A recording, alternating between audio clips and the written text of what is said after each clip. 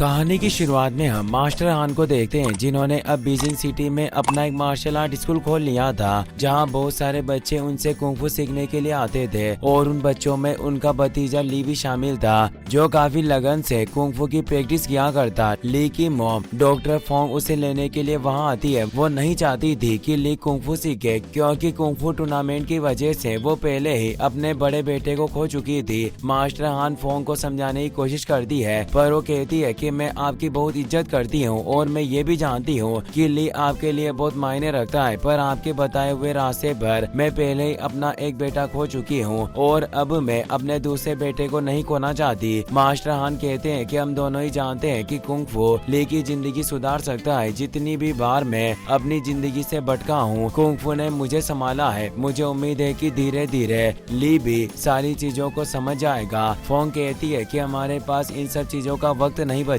मुझे न्यूयॉर्क के बड़े हॉस्पिटल में जॉब मिल चुकी है और मैं वहां शिफ्ट होने वाला हूं। ली छिप कर ये सब बातें सुन रहा था और फोंग को भी उसके बारे में पता चल जाता है, मगर उसे बिना कुछ कहे वहां से जाने लगी। ली उसके पास जाकर कहता है कि आखिर आपने मुझसे न्यूयॉर्क की बात क्यों छिपाई? आप जानती हो कि हमारी जिंदगी यहाँ चाइना में है, हम इस तरह अमेरिका नहीं जा सकते। फोंग कहती है कि मुझे इस बारे में कुछ बात नहीं करनी, मैंने फैसला ले लिया है कि हम न्यूयॉर्क जाएंगे। मुझे यकीन है कि वहाँ तुम खुश रहोगे। ली बीजिंग से नहीं जाना चाहता था, पर उसके फादर और भाई की मौत हो चुकी थी, इसीलिए उसे ना चाहते हुए भी अपनी मॉम के साथ न्यूयॉर्क जाना पड़ा। ली कमरे में अपने भाई की फोटो रख देता है। उसे काफी भूख लग रही थी, इसीलिए वो अपने अपार्टमेंट के पास मौजूद पिज्जा शॉप में चला गया। वो शॉप ओनर विक्टर से स्टफ्ड क्रस्ट पिज्जा मांगता है, पर वहाँ स्टफ्ड क्रस्ट नहीं मिलता और विक्टर अपने दोस्त के साथ मिलकर ली का मजाक उड़ाने लगा। विक्टर की बेटी मिया अपने डेट की तरफ से ली से माफी मांगती है।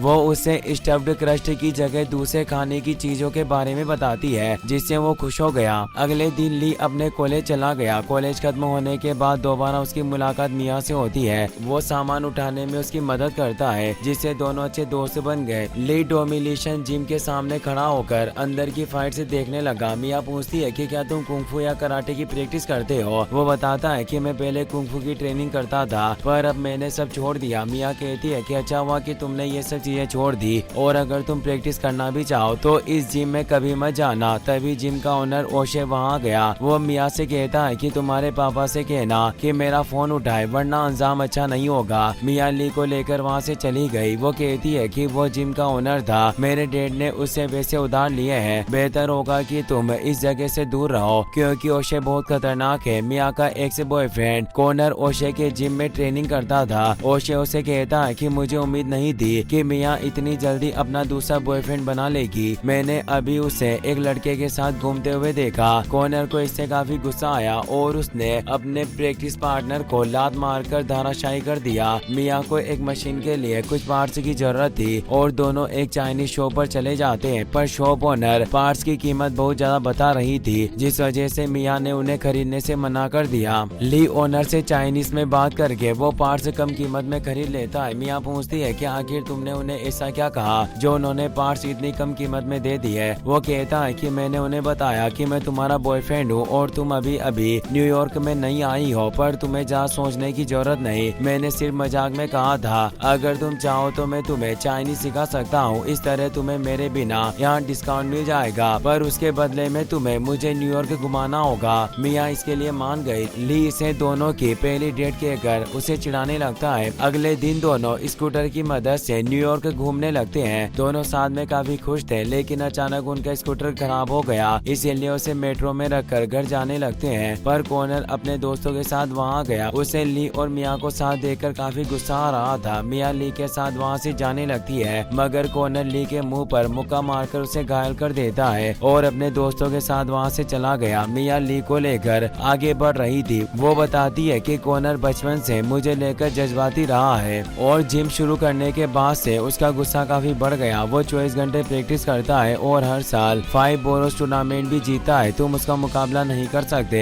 ली 5 बोरोस टूर्नामेंट के बारे में पूछता है। वो बताती है कि 5 बोरोस न्यूयॉर्क की सड़कों पर होने वाला एक खतरनाक टूर्नामेंट है। इसे जीतने वाले को बहुत सारे पैसे मिलते हैं, पर तुम इसमें हिस्सा लेने के बारे में सोचना भी मत। ली की आंख पर चोट का निशान दिखाई दे रहा था, इसीलिए मिया उसे अपने अपने डेट के पास ले गई। विक्टर उसकी आंखों के नीचे मेकअप कर देता है ताकि किसी को उसकी चोट के बारे में पता न चले। रात में ली अपनी आंख पर ग्रीन टी बैग रखकर सो गया था, जिसकी वजह से उसका मेकअप खराब हो जाता है और फोंग को उसकी चोट के बारे में पता चल गया। वो नहीं चाहती थी कि ली दोबारा से लड़ाई झगड़ों में पड़े, इसीलिए वो उसे ट्यूटर यानी एक पर्सनल टीचर के पास छोड़ गई, जिसका नाम एलेन था, जो अब से उससे एग्जाम से की तैयारी करवाएगा ताकि ली पढ़ाई की वजह से कुंग-फू भूल जाए। रात में ली अपनी चीजों को अनपैक कर रहा था। उसे एक बुक के अंदर अपने भाई बो की फोटो मिलती है, जिसे देखकर उसे कुछ साल पहले की याद आई। वो उसे ड्रैगन किक मारना सिखा रहा था, पर ली ड्रैगन किक मारने के चक्कर में जमीन पर गिर गया। वो कहता है कि तुम्हें फिक्र करने की जरूरत नहीं, एक दिन जब तुम्हें ड्रैगन किक की जरूरत होगी तुम इसका इस्तेमाल जरूर कर पाओगे। ली स्कूल से आ रहा था पर कॉर्नर उसे परेशान करने लगा। ली गुस्से में उसे धक्का मारकर दूर कर देता है। कॉर्नर कहता है कि मैं तुम्हें फाइट के लिए चैलेंज देता हूँ, मैं अपने हाथों का इस्तेमाल नहीं करूंगा। अगर तुमने मुझे हरा दिया तो मैं दोबारा तुम्हारे रास्ते में नहीं आऊंगा। ली उस पर हमला करने के लिए जाता है पर उसने सारे हमलों से बचकर उसे नीचे गिरा दिया। ली को बो की याद आती है और वो गुस्से में आकर ड्रैगन किक से उस पर हमला करने लगा, लेकिन कॉर्नर ने उसके मुंह पर लात मारकर उसे जमीन पर पटक दिया। वो दोबारा उस पर हमला करने वाला था पर टीचर्स ने आकर उन्हें रोक दिया। कॉर्नर कहता है कि अगर तुम सच में मुझसे लड़ना चाहते हो तो 5 बोरोस टूर्नामेंट में आना, वहाँ तुम्हें मुझसे कोई नहीं बचा सकता। ली निराश होकर अपने घर चला गया। उसे मिया का खराब स्कूटर दिखाई देता है और वो उसे ठीक करने लगा। तभी ओशे के कुछ साथियों ने विक्टर के सिर पर हमला करके उसे बेहोश कर दिया। जब ली उसकी मदद करने के लिए जाता है तो उन गुंडों से उस पर हमला कर दिया। ली कुंग-फू स्किल्स का इस्तेमाल करके उन तीनों गुंडों को पीटकर वहाँ से भगा देता है। विक्टर को होश आ गया था और उसने ये सब देख लिया। वो ली से कहता है कि मैंने ऐसे लोगों से कर्जा लिया हुआ है जो अपने पैसों के लिए किसी भी हद तक जा सकते हैं। मैं चाहता हूँ कि तुम मुझे कुंग-फू सिखाओ। वो उसे एक कमरे में लेकर जाते हैं जहाँ उसके बहुत सारे पोस्टर्स लगे थे। ली पूछता है कि अगर आप फाइट में इतने अच्छे थे तो आपने बॉक्सिंग क्यों छोड़ी। विक्टर कहता है कि मिया के जन्म के बाद से ही मैंने बॉक्सिंग छोड़ दी क्योंकि मुझ पर एक जिम्मेदारी आ गई थी। हम नहीं जानते कि हमारी जिंदगी कब बदल जाती है, इसीलिए मुझे ना चाहते हुए भी ये फैसला लेना पड़ा। मैं एक शख्स को जानता हूँ जो मेरे लिए एक फाइट रखेगा। अगर मैं उस फाइट में जीत गया तो मुझे बहुत सारे पैसे मिलेंगे, जिसकी मदद से मैं अपना सारा कर्जा चुकाकर मिया के कॉलेज की फीस भर सकता हूँ। ली कहता है कि मैंने अपनी मॉम से वादा किया था कि मैं दोबारा फाइट नहीं करूँगा, इसीलिए मैं चाहकर भी तुम्हें कुंग-फू नहीं सिखा सकता। ये कहकर अपने घर आ गया। वो मास्टर हान को फोन करके पूछता है कि मेरा एक दोस्त मुझसे कुंग-फू सीखना चाहता है और मुझे लगता है कि कुंग-फू से उसे काफी मदद मिलेगी। मास्टर हान कहते हैं कि मैंने तुम्हें हमेशा यही सिखाया है कि अगर तुम्हारे ज्ञान से किसी का फायदा हो तो तुम्हें उसे कुंग-फू सिखाकर उसकी मदद जरूर करनी चाहिए। ये बात सुनकर वो तुरंत विक्टर को ट्रेनिंग देने के लिए चला गया। विक्टर को लग रहा था कि वो आसानी से ली को हरा देगा, पर ली उसे मुक्का मारकर दूर गिरा देता है। दोनों प्रैक्टिस करने लगते हैं। तभी मिया वहाँ आ गई। विक्टर उसे बताता है कि मैं दोबारा बॉक्सिंग करने वाला हूँ, पर मिया इसके लिए सहमति नहीं देती। विक्टर और ली उसे समझाते हैं कि हम सिर्फ 1 या 2 फाइट के बाद फाइट बंद कर देंगे। ली विक्टर को ट्रेनिंग देना शुरू कर देता है, जिससे वो बेहतर होने लगा। एक रात ली को नींद नहीं आ रही थी। उसे अक्सर अपने भाई का ख्याल आता, इसीलिए वो विक्टर से ट्रेनिंग रूम में आकर प्रैक्टिस करने लगता है। कुछ वक्त बाद विक्टर भी वहाँ गया। वो पूछता है कि जरूर तुम्हें कोई चीज सता रही है, अगर तुम चाहो तो मुझसे बात कर सकते हो। ली कहता है कि मेरा बड़ा भाई एक कुंग-फू ट्रेनर था, उसने बीजिंग के एक बड़े टूर्नामेंट में हिस्सा लिया और वो टूर्नामेंट जीत गया। हम दोनों खुशी से घर की तरफ जा रहे थे, पर जिसे भाई ने हराया था वो बदले की आग में अंधा हो गया। उसने कुछ लोगों के साथ मिलकर हम दोनों के ऊपर हमला कर दिया। हम दोनों उनसे लड़कर उन्हें भगाना चाहते थे, पर एक आदमी ने भाई को पकड़ लिया और दूसरे आदमी ने चाकू निकाल लिया। भाई मदद के लिए चिल्ला रहा था, पर मैं बहुत ही ज्यादा डर चुका था और सुनने पड़ गया। आदमी ने भाई के पेट में चाकू घोंपकर उसे मार डाला और मैं एक जगह खड़ा होकर सिर्फ उसे देखता रहा। विक्टर कहता है कि मैं मानता हूँ कि तुम अपने भाई को नहीं बचा सके, पर इसका मतलब ये नहीं कि तुम जिंदगी भर इस चीज को याद करके खुद को कोसते रहो। तुम्हें खुद इस सदमे से बाहर निकलना होगा, वरना ये यादें तुम्हें बर्बाद कर देगी। ये सब बातें करने के बाद ली अपने घर आ गया। वो एलेन के साथ सेंट जेनारो इवेंट में आता है। एलेन कहता है कि मैं जानता हूँ कि तुम मिया को पसंद करते हो, तो आखिर आज रात उसके साथ क्या करने वाले हो। ली कहता है कि हम दोनों सिर्फ अच्छे दोस्त हैं और मैं कुछ नहीं करने वाला। मिया ने मुझे इवेंट देखने के लिए बुलाया था, सिर्फ इसीलिए मैं यहाँ आया हूँ। तभी उसकी नजर मिया पर पड़ती है। वो कॉर्नर के साथ हंसकर बातें कर रही थी। ली को इससे बहुत बुरा लगता है क्योंकि उनकी नजदीकियां उसे पसंद नहीं आई और वो इवेंट छोड़कर चला गया। अगले दिन विक्टर की फाइट शुरू होने वाली थी। ली मिया से पूछता है कि तुम अच्छी तरह से जानती हो कि कॉर्नर तुम्हारे लायक नहीं है, तो आखिर तुम कल रात उसके साथ क्या कर रही थी। वो कहती है कि कई बार हम अनजाने में कुछ गलतियां कर देते हैं, पर कल रात मेरे और कॉर्नर के बीच कुछ नहीं हुआ। वो मेरे साथ रहना चाहता था, पर मैंने उसे बता दिया कि मैं किसी दूसरे शख्स से प्यार करती हूँ। ली समझ गया कि वो भी उससे प्यार करती है और दोनों किस करने लगे। लेकिन तभी विक्टर वहाँ गया। वो कहता है कि आखिर तुम दोनों क्या कर रहे हो, आज मेरी जिंदगी का सबसे खास दिन है और तुम यहाँ इश्क लड़ा रहे हो। ली और मिया उसे समझाने की कोशिश करते हैं, पर विक्टर उनकी बात नहीं सुनता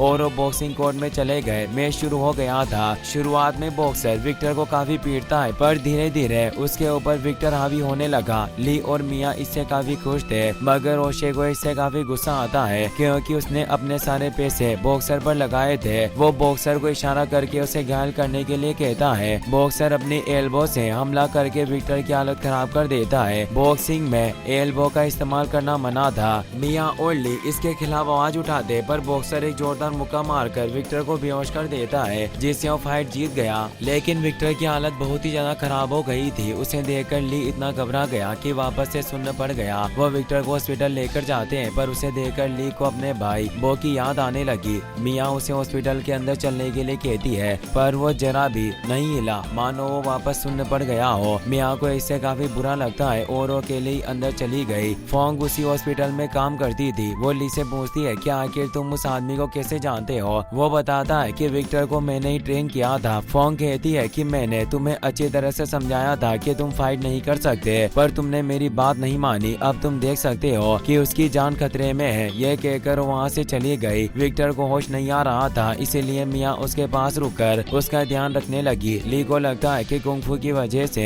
उसने पहले अपने भाई को खोया और अब विक्टर की ऐसी हालत हो गई, इसीलिए वो अपने रूम में लगे सारे कुंग-फू पोस्टर्स को फाड़ देता है और वो मास्टर हान का फोन भी नहीं उठाता। वो काफी खामोश और गुमसुम रहने लगा था। रात को जब वो घर लौटता है तो वहाँ उसकी मॉम नहीं थी। उसे शक होने लगा, इसीलिए वो एक पेन लेकर आसपास देखने लगता है। तभी एक आदमी ने उस पर हमला कर दिया। ली उससे फाइट करके उसके हमलों से बचने लगा, पर वो और कोई नहीं बल्कि मास्टर हान थे। उन्हें देखकर ली दंग रह गया। अचानक फोंग भी वहाँ जाती है। वो भी मास्टर हान को देखकर हैरान थी। अगले दिन वो ली के साथ विक्टर से मिलने के लिए जाते हैं। उसे होश आ गया था, पर ली को देखकर मिया कमरे से बाहर चली गई। ली विक्टर से कहता है कि मुझे माफ कर देना, मेरी वजह से तुम्हारी हालत हो गई और तुम्हारी पिज्जा शॉप भी हाथ से चली गई। विक्टर कहता है कि इसमें तुम्हारी कोई गलती नहीं और पिज्जा शॉप तुम्हारी जिम्मेदारी नहीं थी। लगता है कि अब मुझे दूसरी जगह शिफ्ट होना पड़ेगा। मास्टर हान कहते हैं कि चाइनीज में एक कहावत है कि दोस्त की परेशानी मेरी परेशानी है, इसीलिए तुम्हें फिक्र करने की जरूरत नहीं, हम तुम्हारी मदद करने का कोई ना कोई तरीका जरूर ढूंढ लेंगे। ये कहकर हॉस्पिटल से बाहर आ गए।